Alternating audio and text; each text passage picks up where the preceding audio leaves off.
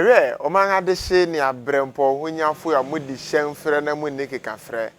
Yema mu nyina bareba Abrabɔ Fapempong dwumadi so na nede dwumadi emsen sakrai kakra bebem.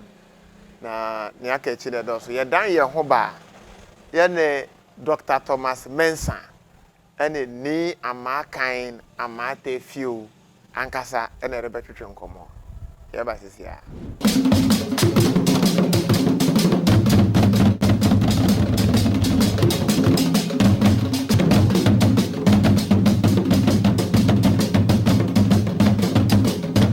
Awe omanga de hye ma mu nyina kwaba na sene amachire mu de da no ewo Dr. Thomas Mensah wa ha ena yewo ni Amarkine Amarteifio so wa ha. He said the greatest inventor with the greatest artist.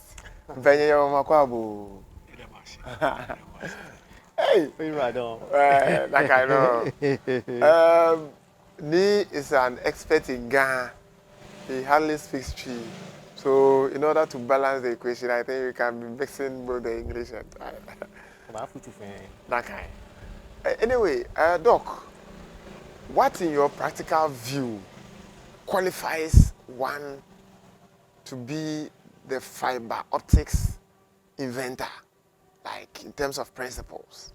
First of all, yeah, we are inventor. You gotta have patents. You gotta have inventions. Put your name on it. All my patents and inventions are Thomas Mensah in a patent. What is guided missiles? What is fiber optic guided missiles? Or what is just the revolutionizing the internet? All those patents should have your name. If you don't have your name, you're not an inventor. Okay, so how many patents do you have right now? Right now, you can say I have probably 30 inventions. Wow. 30 inventions? Yeah, when you include the nanotechnology ones. Wow. Ayoko. The great artist. Honestly, yeah. Anyway, yeah. Do you have any comments on Prof's achievements? I mean, I'm very impressed that to have a human being like this, I mean, very educated, yes, human being who has dedicated his life and his work to improving the quality of human life, providing services that touch everybody's heart. Yes. I mean, that touch everybody's life from every corner of this planet. Lovely. I mean, it shows the kind of investment his family, his country, and the people who has come into contact with him have made, and the impact they have made in his life, and he's giving back to. Okay. Yeah. So these are the kind of people we need. Like in this country or in the world, to show us that human beings can aspire to be anything at all they dream of being. Yes. And to create the kind of environment, the social environment, that any other ordinary person, a child born in whichever village, like can also, like yourself, like myself, can be whatever they dream. It is the social systems, it is the culture in which you grow up, the school system, the general attitude of the people, that challenges you, that stimulates you, that inspires you to, bring out your potential, or to realize who you are and discovering more of yourself for improving humanity. Let me put the same question to you. Okay. What qualifies one to be ni Amarkine Amarteifio? Well, in other words, you are asking me how I returned to my original factory settings. Yes. Yeah, that is how I always put it. When any of us get here, we are vulnerable in the sense that we cannot do anything about what society does to us. You are born into a family or a society that shapes you. They shape you in any way they think is appropriate or is good for you, so that you can be of service and of value to your family and the whole world around you.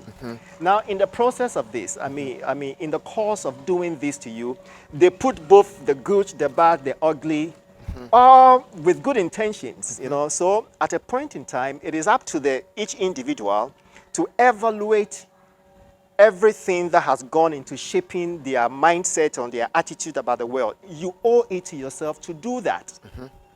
When you are able to do that, it is possible, and most often very likely, that you are going to find some things that your culture put in you that do not serve you anymore. The world in which your parents lived is no longer the same, you know. Yes. So the value systems, the social attitudes, the belief systems have changed. Okay. So it is up to you to evaluate these things, Okay. do some mental renovation, throw out all the junk, and be open-minded. And then you come into yourself. Okay. You tell yourself that, okay, my teachers, my parents, my elders in the society thought this way about the world. Now we are in another world. I mean, the world keeps changing. Yes. And we must change accordingly. Otherwise, we will be navigating the world with maps that are outdated, maps that no longer fit the ground. Yes. Generations that come after us will have different ideas. They'll build upon what we have done and see further, you know, and see further than we did. Stand on our shoulders and see far ahead. Yeah. So at the end of the day, when somebody in let's say 2050 looks at us, they say, oh, can you imagine? These people believed in the internet. Goodness. I mean, it's Iron Age stuff. Yeah. Do you understand? Okay. The same way that a lot of the things we believe in that make us look at previous generations as cave people, cave dwellers. Oh, I mean, they thought about the world this way. How could they? Okay. You understand? So this is how things evolve. Okay. Nothing stays the same.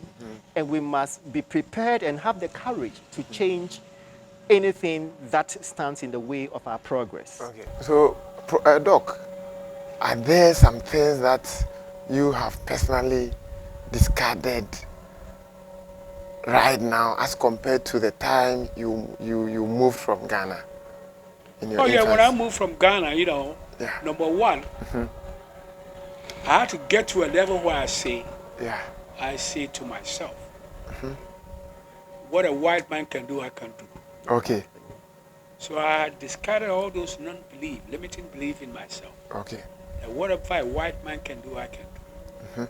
So they put you in charge of some big thing, solve a big problem. Yes. You can solve it.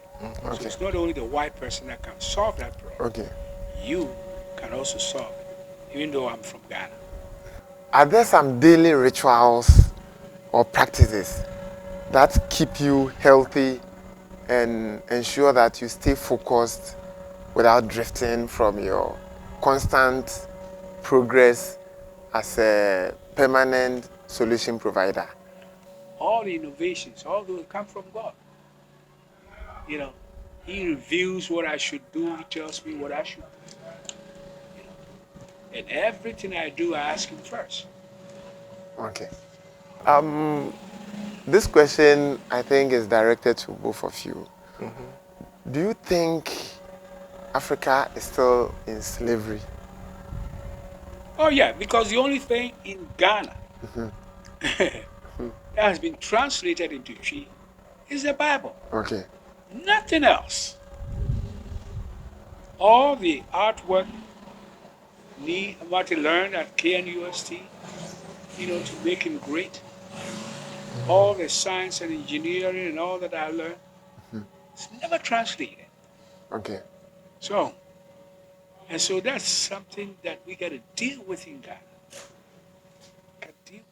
So do you advise that we translate all our subjects in schools into our local languages? At least Yeah. some of the subjects should be, you know, translated. Okay. Because the Arabs, everything translated into Arabic for them. Okay. The Chinese, everything is in Chinese. Japanese, everything is Japanese. All the technologies, not just the Bible Yeah. or religion. So we got to find a way to translate those things Okay. into Twi. What's your thoughts on this? Well, I agree with Prof in the sense that language is one of the means of constructing reality. Yes. I mean, what we know of the world, what we make of the world, how we think about ourselves and our potential and our place in the world, is all codified in the language we speak. And if that language is another man's language, we are at a disadvantage. Okay. It's like we are seeing the world from the white man's lenses. And as long as that obtains, or that pertains to the various subjects we learn in school, it's like, hey, we are doing a disservice to ourselves. Okay. We have to see the world with our own eyes. When I was in school, I was punished for speaking Ga. And many others were also punished for speaking Twi and things. It was deliberate. Okay. It was to kind of weaken us. Okay. Destabilize our economic and development. Do you understand? Because as long as you borrow other people's eyes to see the world, you will always be in debt. Okay. You always be enslaved. And this enslavement over the years has been normalized. Okay. Has been so normalized that people don't even realize it anymore. Because when you want to hide any oppression, just make sure to make it normal. Yeah. When you make it normal, it doesn't occur to anybody that this is a problem that needs to be fixed.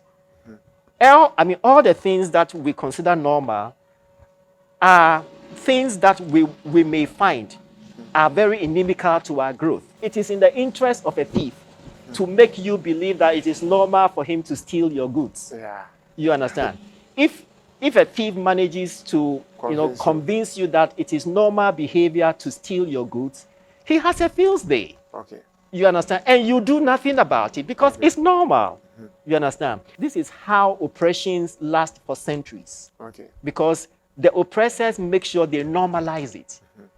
You understand? Yeah. You can't solve a problem which does not exist. Yes. So if the thing is no longer seen or thought of as a problem, how do you solve it? Okay. And as long as the oppressors work so hard to maintain this status quo, we will always be enslaved. Very good. Ewe oman ade hye mani tuae ahyase mponi na yere beto aso. Yere dan ye ho ye ba ne aka echi ne doso.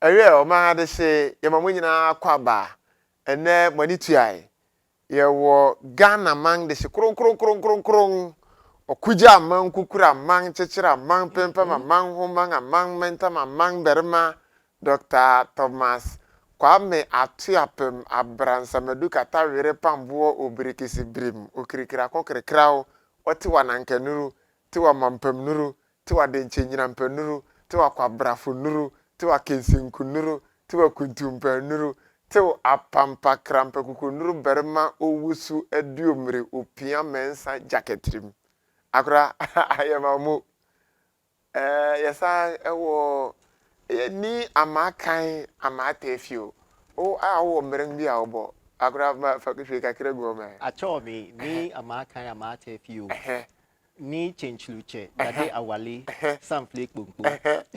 And the last time you mentioned a champion in addition to one of the names. Yeah, champion is my every Amarkine or kind is called a champion. Okay. So it means Ghana we are one. Yeah, we are all the same. And yeah. me to my same name is a champion. See. And you attended the same school. Yeah. So I and you are one. I am sure they are one. So on this note, I and my fathers are one. Anyway, are there some existential problems that we are not addressing as a race, in your view, practical point of view? Well, I think so. Yeah. For me, from my personal observation, Yeah. I see the question of agency. Okay. That as black people or as Ghanaians, we do not have the kind of agency.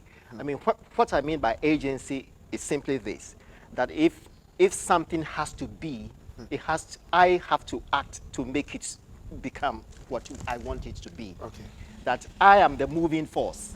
I mean, if there's a problem, I can spend a whole year praying about the problem for somebody to come and do something about it. If I do not take action, yeah. the problem will not be solved. If it has to be me. So I see that agency as being eroded.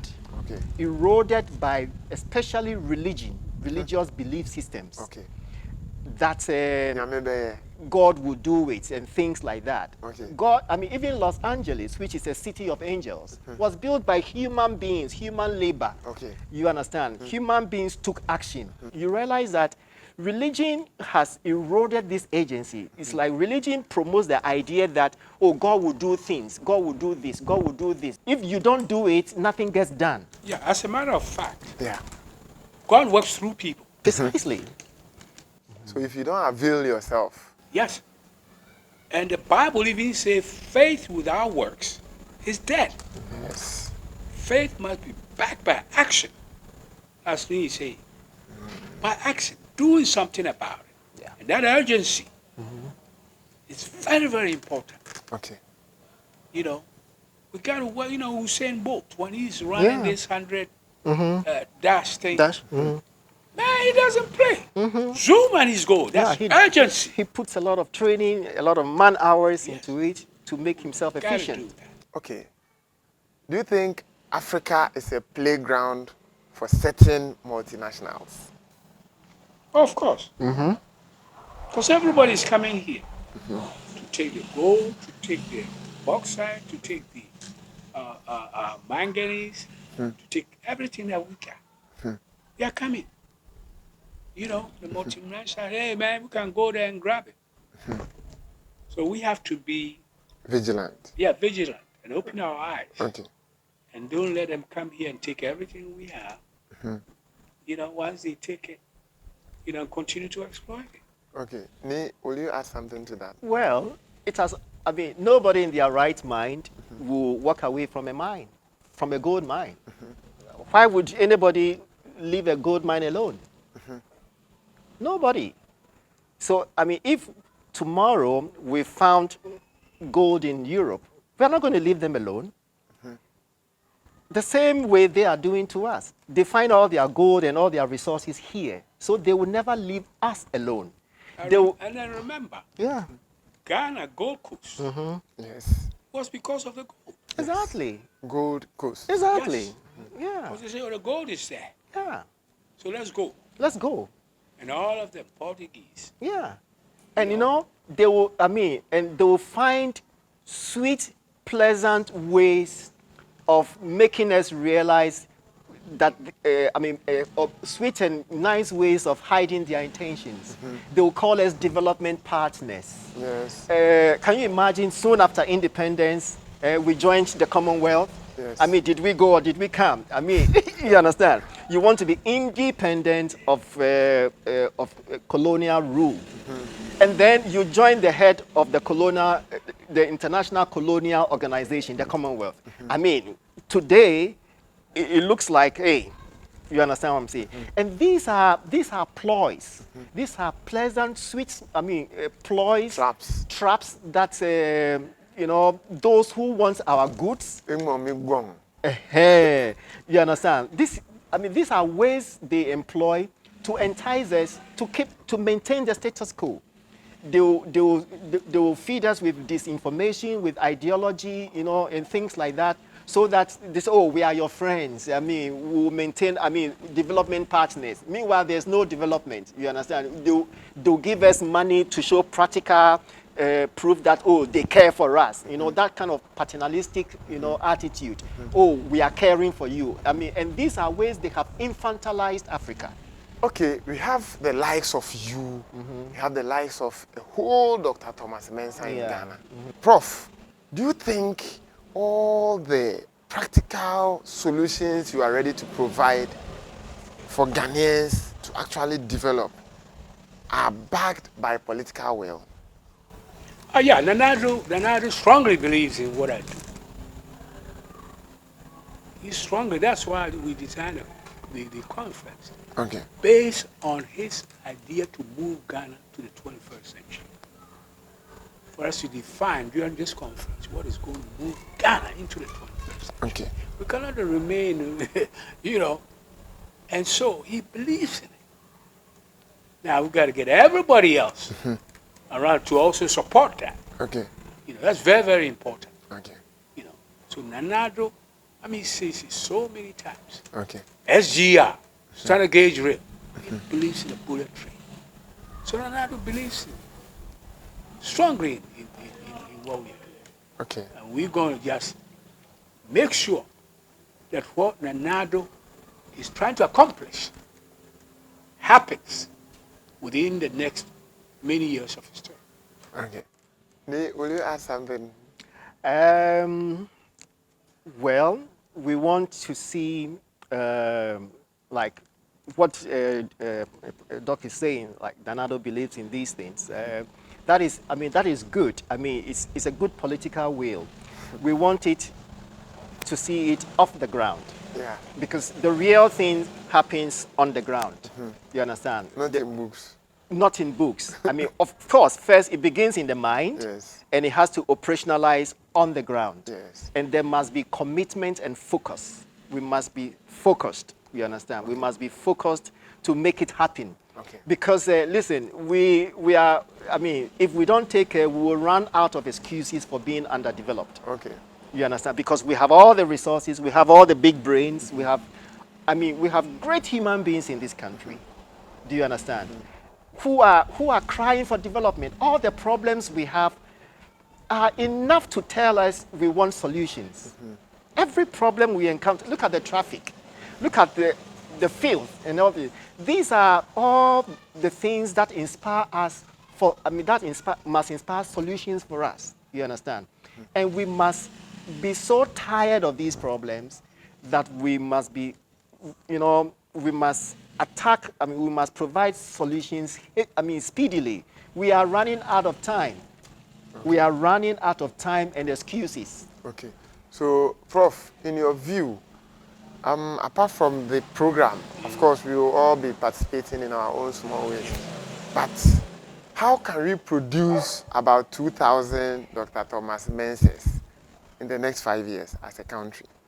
Well, I'm pushing hard that some of my colleagues who are still in America or London, not wanting to come here, and work the way I work, I'm still pushing so they can see something and come back and do that.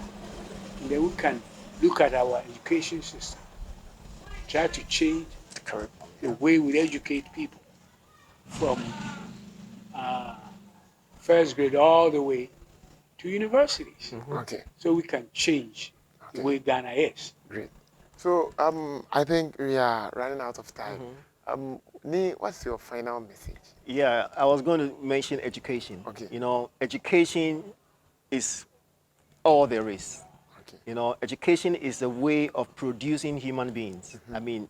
Giving opportunities for human beings to release their potential for the service of, mankind. It's like you have a saw, the saw gives you, pain. You find a way of, easing the pain by, treating that saw and making room for health. That is what education is about. So we cannot have education that does not serve us, or education that entertain us, for its own sake, without solving any problems. We can't be, so education itself must be looked at. Okay. There is something about education. Education is the beginning of politics. Okay. Because you can educate people to be dependent. You can also educate people to be independent.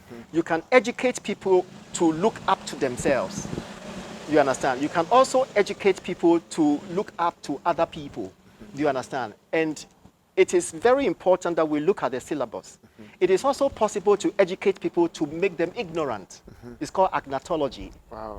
There's a whole science to it, of producing a society that is ignorant of certain key or important information, which others think would be good for their development. Yes. You keep that knowledge away from them. There is that aspect of education. So, for me, the key question is that question everything you are taught.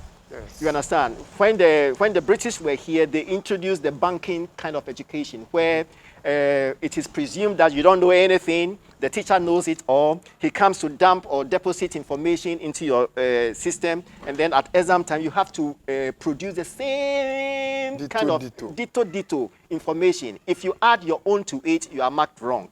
You understand? We should go past this kind of system. It's called the banking theory of education. Okay. You put 10 CDs in somebody's brains, exam time, he must produce 10 CDs. You don't recognize the fact that he's a human being, he's a conscious person, he can synthesize, he can analyze, he can question, he can add to it, take away from it, and give you something authentic himself. That was discouraged in our educational system. That is why we have so many learned people who cannot think. Because creative thinking was not intended for us to do. Okay. We were not intended to be creative thinkers in our educational system. We were educated to be, to regurgitate what other people have taught us. Yes. You understand? Yes. So we must look at education. Yes, we must look at education because it is the way you produce human beings, quality human beings. Doc said that you asked Doc a question that if he had been in Ghana, would he have been who he is today? He said, no way.